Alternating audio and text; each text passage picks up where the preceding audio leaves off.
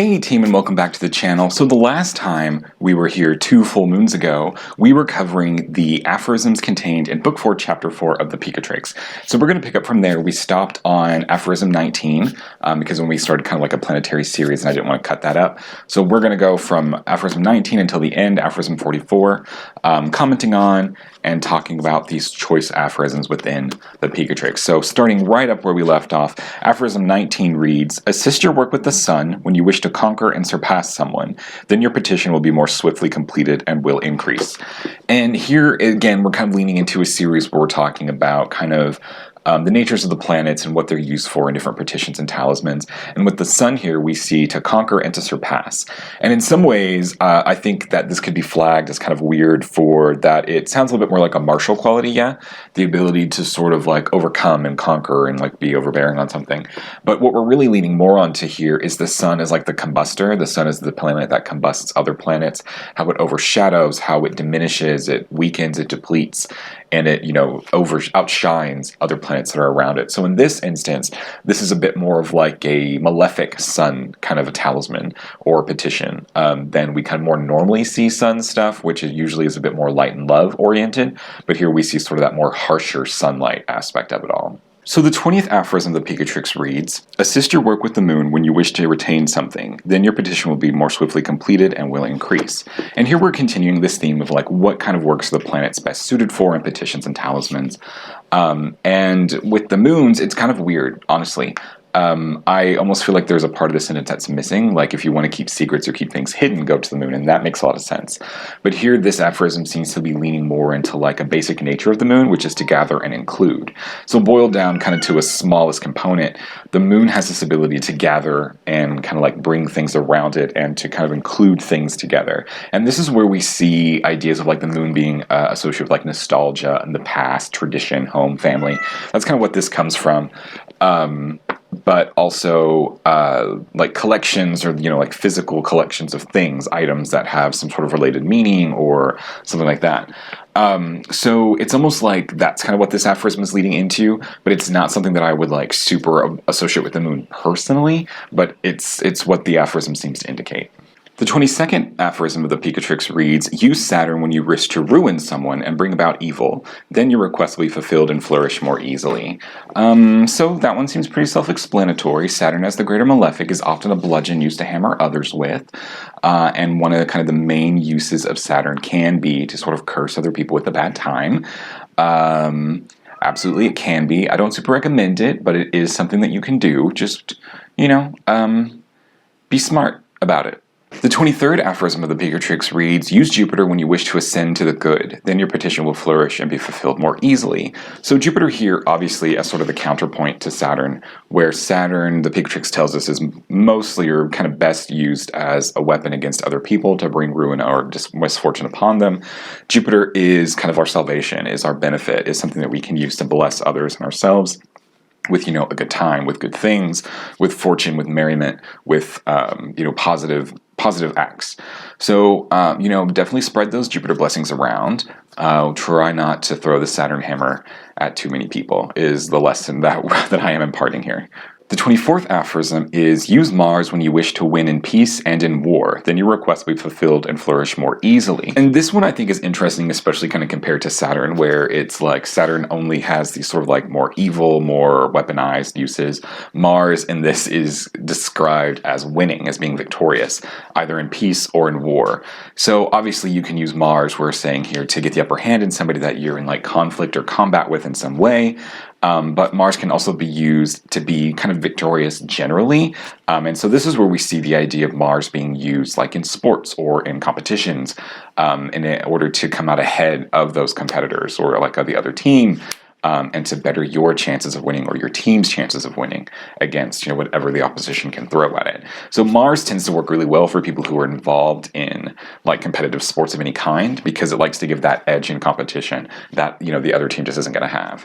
The 25th aphorism reads, "Use Venus when you wish to seek love and friendship. Then your request will be fulfilled and flourish more easily." Again, moving on with our theme, Venus as a planet is her basic nature is to reconcile and to unify.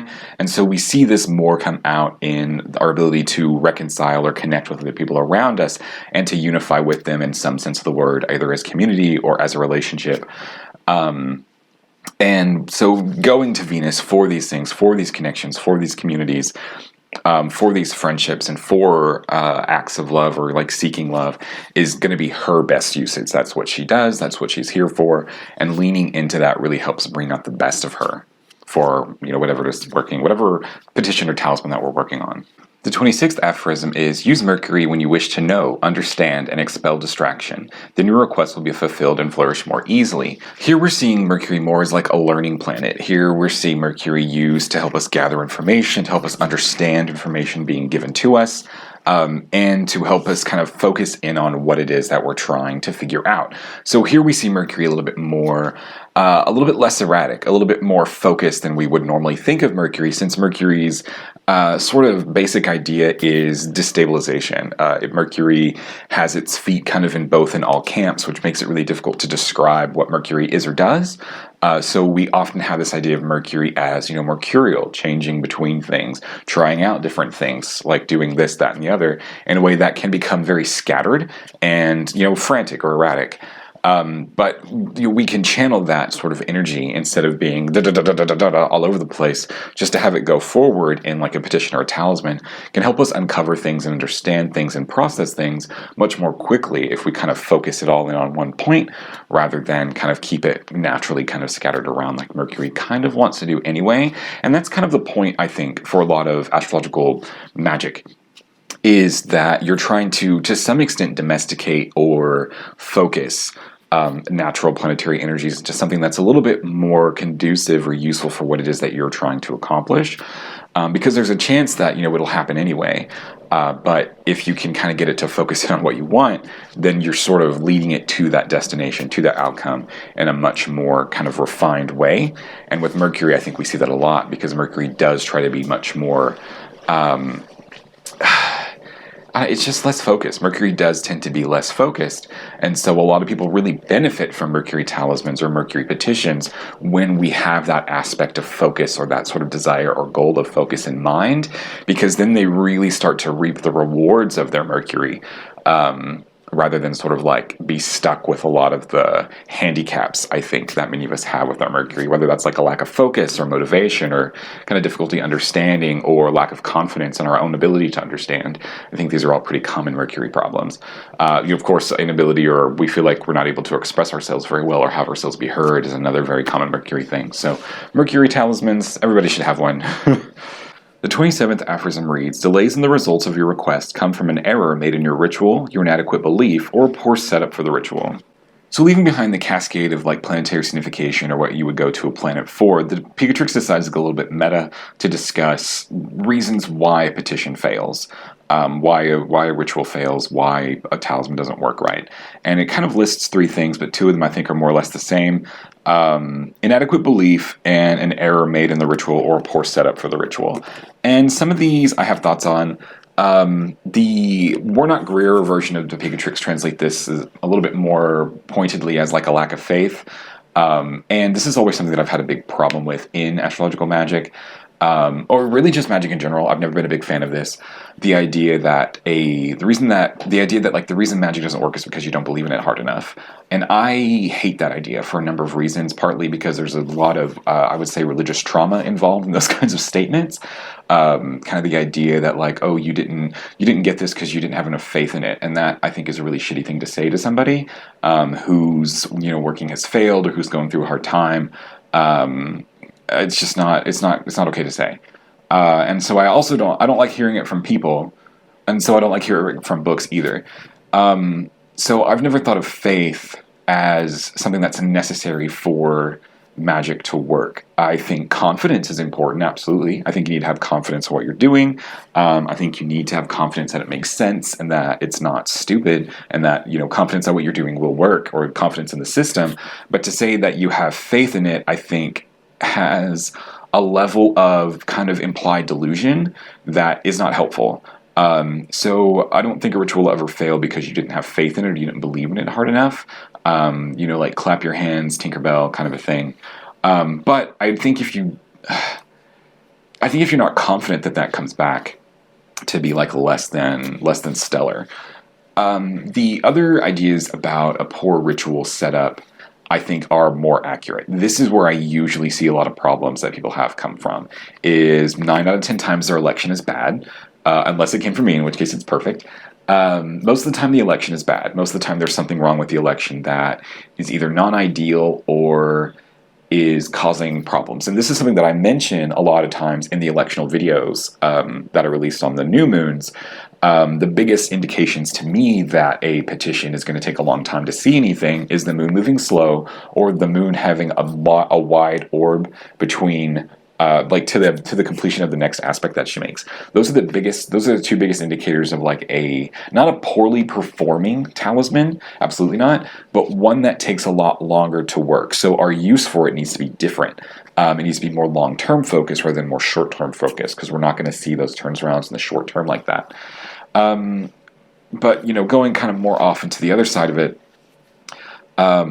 difficult placements within the election are absolutely going to make it bad, and not being able to fully kind of invest yourself in your ritual is also going to cause problems. So don't overcommit.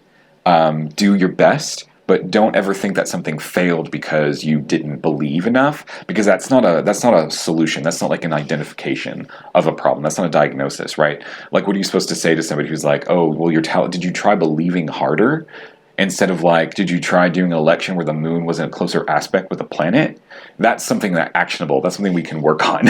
But just being like, oh, you didn't believe hard enough, that's why your talisman failed. It's like, well, my talisman failed, so why would I believe it? It just kind of gets to this weird, like, circular argumentation that I don't like. But being able to look at an election or look at a ritual setup and say, oh, this I think is where we need to tighten things up, is a lot more actionable, a lot more helpful than just like, well, man, if only you believed harder. Damn. So there's that soapbox. The 28th aphorism of the Picatrix reads, rituals performed with suffumigation and prayers are more effective than those in which the suffumigations are lacking or the will is divided. This aphorism, I think, speaks a little bit more to like ritual preparedness or ritual execution. The idea that you should have materials that are associated with the planet and, in my opinion, a little bit varied. So I don't think there's anything wrong with doing like a Jupiter ritual with like just sage, like a Jupiter plant, just one Jupiter plant. I don't think there's anything wrong with that, but I absolutely see kind of the return of investment by having more involved, more Jupiter plants, more Jupiter gems, more Jupiter material. That idea, I think, is very important. So it's something that I always kind of walk a line on, because on the one hand, I don't think it's very helpful to be like, ritual inflation is a term that I've coined. Well, I probably haven't coined it. I'm sure someone else has used it. But the idea that you need to spend a lot of money in your rituals. You need to have everything. You need to have, just super opulent, super expensive tools or materials for your talisman making or your petitions. I don't think that's true. But I do think a little bit of intent goes a long way. So the more kind of things you're able to gather together during your petition or your talisman, the stronger that connection is. That's sort of like a basic kind of Hermetic 101 thing. The stronger that connection is with that planet, and the more results you're going to see from that talisman as a result. So the election, of course, has a huge part to play in it, but then that material correspondence also has a huge part to play in it.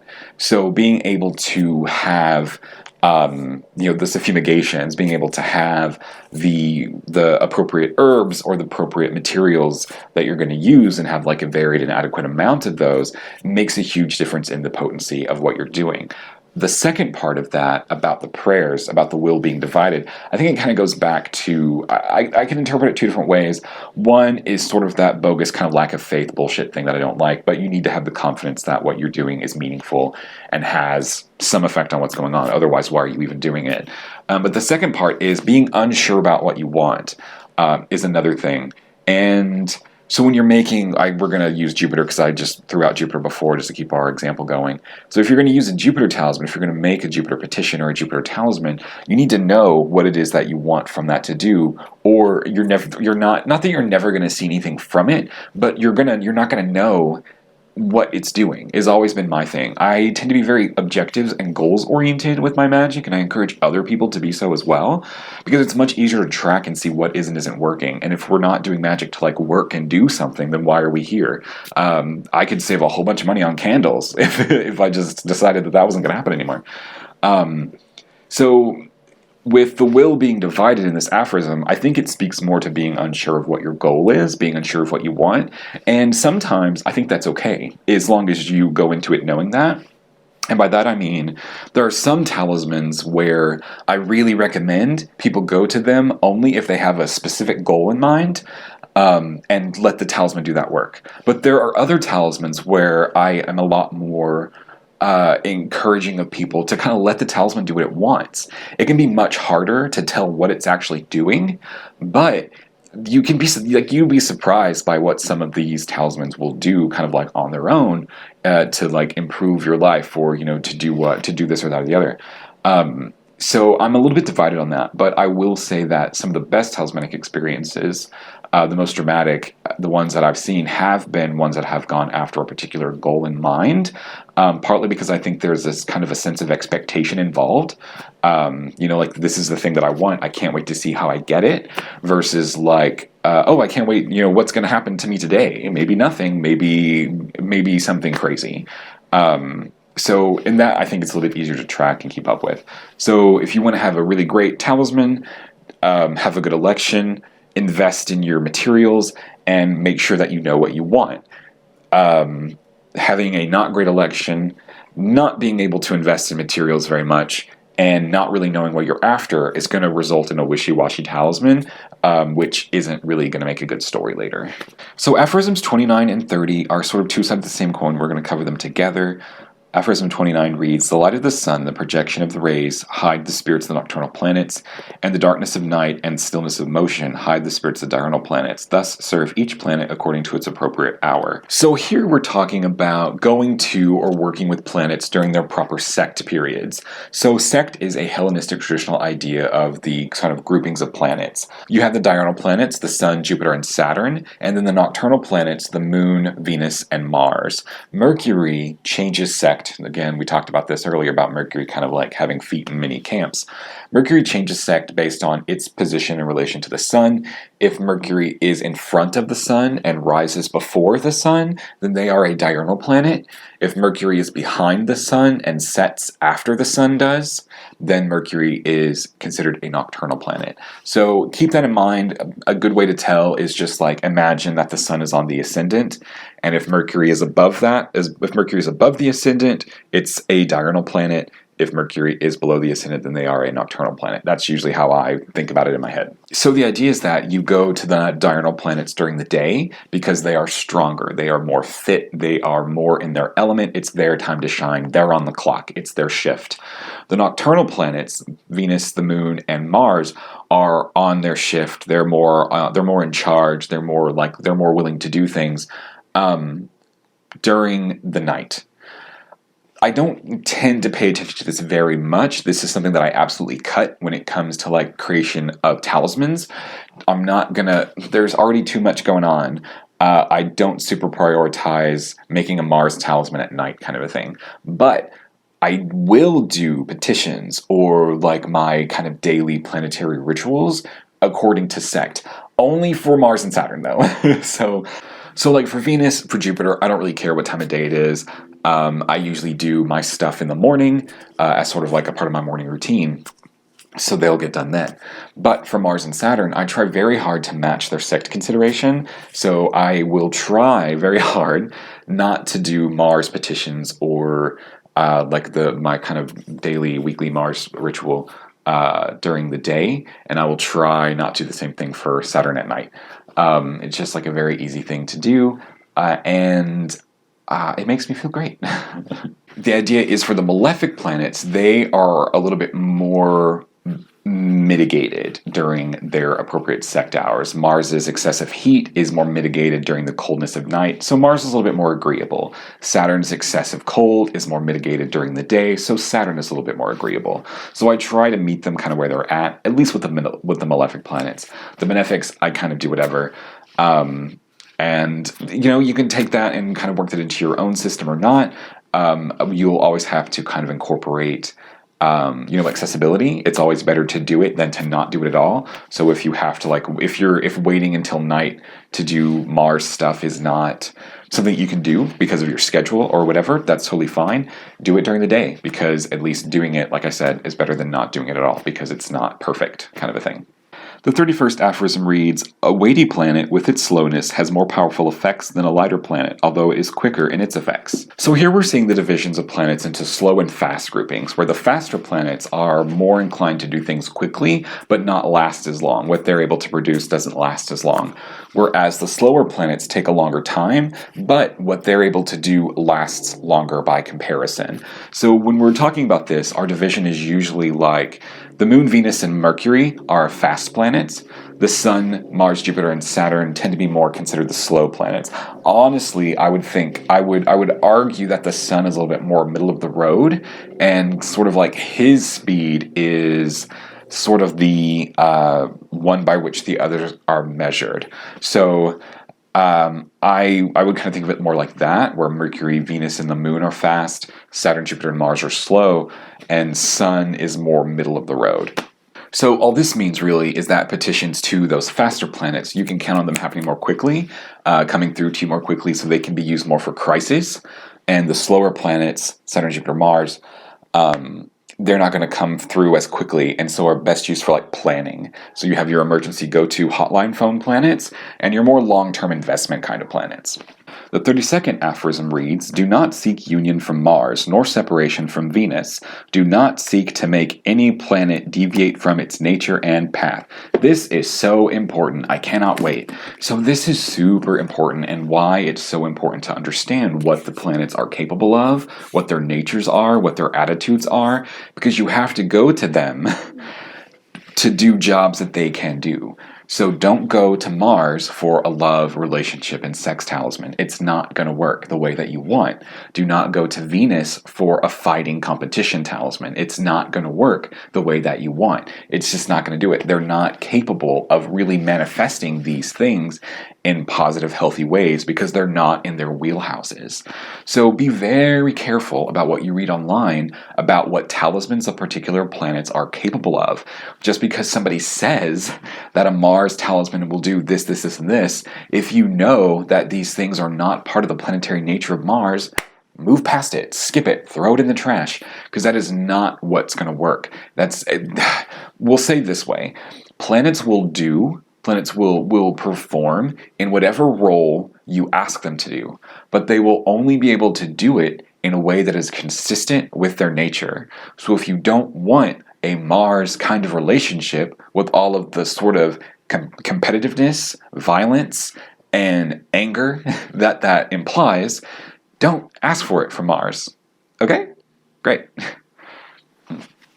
This isn't something that's just Mars and Venus oriented. It's just something that I see a lot. I see a lot of Mars talismans being advertised as more Venus relationship sphere type talismans. And there's a lot of danger there, especially for women, especially for trans individuals who are much more likely to suffer from domestic abuse situations, or, women are much more likely to be injured or killed by their significant others. So let's not put more Mars into relationships. Let's just not do it. Let's not do it. Let's just not.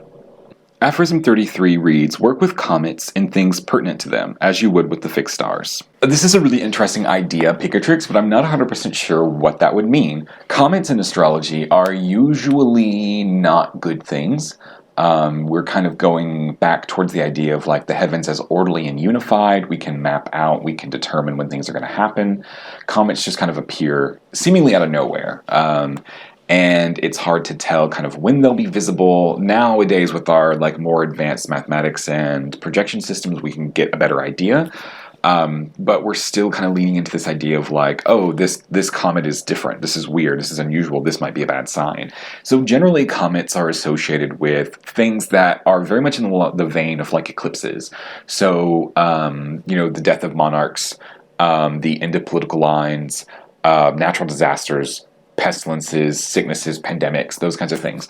So I guess the Picatrix is telling us we can make talismans of comets to cover comet-type things, which are sort of universally not great, and put them into talismans. So I guess it's a thing that we could do. That's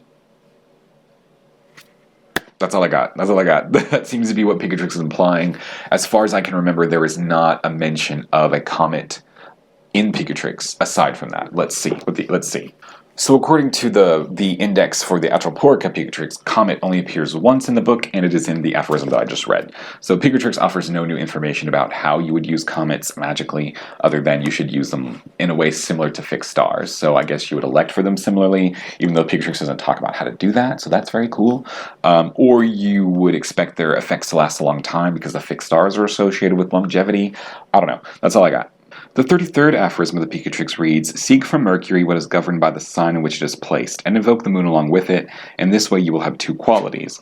So here we seem to be talking about talismans that bring both in the natures of Mercury and the moon, and the signs that they're involved in, to give us kind of more interesting, tailored kind of composite talismans that bring in the moon sign quality and the Mercury sign quality. In some ways, this seems to be kind of relating back to conversations in the Tetrabiblos about character in astrology, how you kind of assess or ascertain somebody's mental fitness, and kind of basic character delineation by looking at their moon and Mercury. We're kind of just now taking that and applying it to a talisman. So combinations of moon and Mercury are able to bring about kind of more, like I said, more specifically finely curated talismans to help us get through whatever it is that we're after, in a way that's a little bit more like a house-based talisman than a like actual Mercury kind of planetary talisman. So the 34th aphorism reads, "You should invoke Mercury for illnesses of the head, according to their diverse qualities." So Mercury is often associated with illnesses of the head, mental illnesses, personality disorders, even like physical illnesses, headaches, things like that. So the idea is that you can go to Mercury for assistance in some of these more difficult mental type illnesses by being aware of kind of like what the illness is, how it manifests, and then like putting Mercury in a sign that is kind of the opposite of it, kind of to balance it out. So Mercury in like an earth sign to help with like bipolar disorder, because earth is very stable and steady. So kind of the mood shifts and swings that are common to bipolar disorder can be alleviated somewhat by this sort of more rocked, by this more grounded, by this more steady Mercury to kind of help stabilize some of those swings. Kind of that idea. The 35th aphorism reads, "In workings of Mercury, you may say quickness of the tongue when he is in his own house." So we're really kind of polishing off this trifecta of Mercury aphorisms, where we're told Mercury in Gemini and Virgo is helpful for people who are struggling with like speech impediments, who wish to be able to communicate more clearly, be considered more eloquent, be better storytellers, or who are just kind of like generally struggling with making themselves heard or expressing themselves with words. Mercury and Gemini. 36 and 37 are kind of connected to one another. They read, "It sometimes happens that these things that pertain to Mars are received by the Sun, and likewise that the things pertaining to the Sun are received by Mars. It also sometimes happens that those things that pertain to the Moon are received by Venus, and the things pertaining to Venus are received by the Moon." So here we're seeing a little bit of overlap between some planetary pairs, specifically Mars and the Sun, and Venus and the Moon. And this, I think, has a lot to do with like the temperament or the qualities of the planets. So Mars and the Sun are both classically hot and dry. They're both classically choleric planets. So they have a lot of similitude. They all have a lot of overlap. Mars tends to be the Sun taken up to an extreme without the sort of temperance or chill factor that the Sun has. Mars's heat is more of a byproduct, whereas the Sun's heat is something that it creates on its own, so it's much able to kind of modulate. But they still have this kind of similar fireness, so they have kind of a similar connections with things. Venus and the Moon are the same. but they are both considered classically cold and wet. They are both considered water or phlegmatic planets, and so we also see some overlap that they have with one another in relation to these things, like, emotions, feelings, connections with others.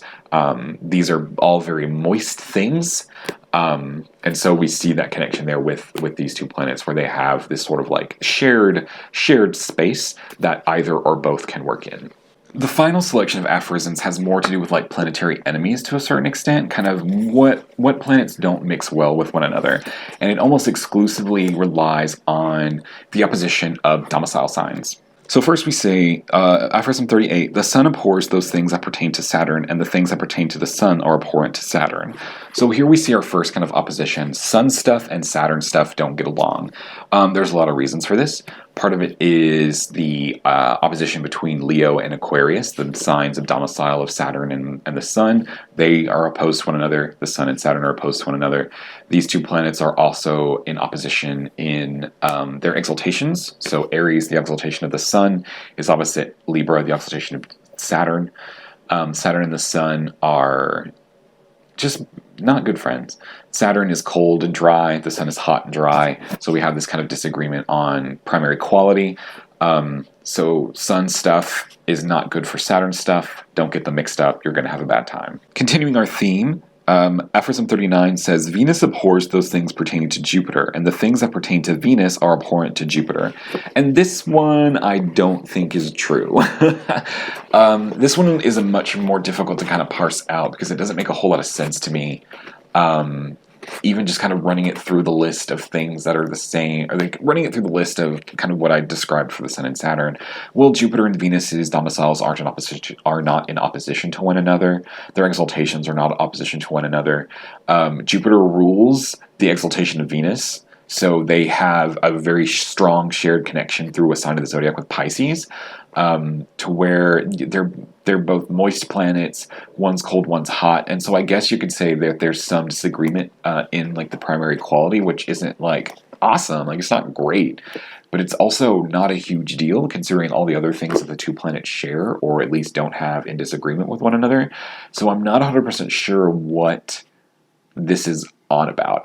Like I said, this is one that I'm not sure is true, and I wonder if it's, I don't know, it just seems very strange. So the 40th aphorism reads, the moon abhors things pertaining to Mars, and Mars abhors things pertaining to the moon. We're seeing another kind of split between the two planets that don't like each other and whose things don't really get along with one another, and this split makes way more sense than the previous one about Jupiter and Venus. Mars and the moon don't have the opposition between like the domiciles like we saw with Saturn and the sun. Cancer is opposite Capricorn, which is a Saturn sign, but there is an interesting kind of weakening of the two planets in one another's signs. So the moon is in domicile in Cancer, Mars is fallen in Cancer. The moon is exalted in Taurus, Mars is in detriment in Taurus. Mars is in domicile in Scorpio, the moon is fallen in Scorpio. Mars is in exaltation in Capricorn, the moon is in detriment in Capricorn. So we see this kind of like shared mutual destruction of the planets as they kind of exist in one another's signs. That really, I think, speaks to the heart of what this aphorism is about. The moon is also a cold and wet planet. Mars is a hot and dry planet. So we don't even have agreement, even anywhere close, in temperament as well. That, I think, just kind of exacerbates the problem. The 41st aphorism reads, Jupiter abhors things pertaining to Mars, and Mars abhors things pertaining to Jupiter. So another split here, this time with Mars and Jupiter. Mars is really starting to rack up some enemies, first the moon and now Jupiter. And this one, I think, goes back to the opposition between the exaltations. Jupiter is exalted in the sign of Cancer, where Mars is fallen, and Mars is exalted in Capricorn, where Jupiter is fallen. So we have this kind of mutual discomfort in one another's signs. We don't really see this like with Aries or Scorpio. Jupiter doesn't really have a strong relationship with either sign. Or with Sagittarius and Pisces, Mars doesn't have a strong relationship with either sign either. And then we have Jupiter, which is hot and wet, versus Mars, which is hot and dry. We have an agreement with the primary quality, which is good. The secondary quality doesn't agree. That's usually not as big of a deal. It's really that primary quality that's kind of the most significant. But with the opposition with the exaltations is where I really think we see this issue coming through. Also something to be said about Jupiter as like the greater benefic, trying to do good in the world, and Mars is kind of like the lesser malefic, trying to like cause mischief and chaos in the world. I can see why they maybe don't get along very well.